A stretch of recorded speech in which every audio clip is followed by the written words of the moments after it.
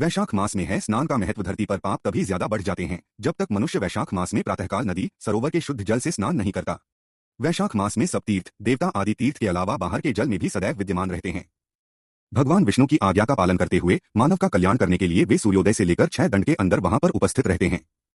वैशाख उत्तम महीना है और शेषशायी भगवान विष्णु को हमेशा से प्रिय है।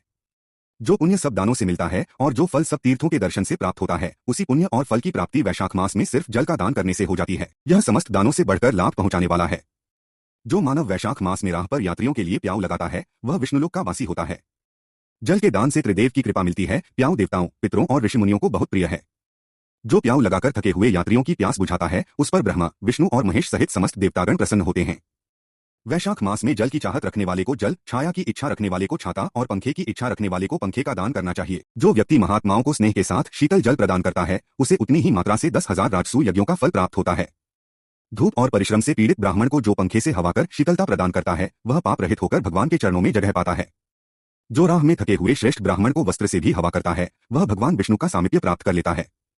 जो विशुद्ध मन से ताड़ का पंखा जरूरतमंद को दान करता है उसके सारे पापों का नाश हो जाता है और वह ब्रह्मलोक का वासी बन जाता है। जो वैशाख मास में चप्पल जूते का दान करता है वह विष्णुलोक में मोक्ष को पाता है। जो रास्ते में अनाथों के रहने के लिए विश्राम घर बनवाता है उसके पुण्यफल का वर्णन करना असंभव है।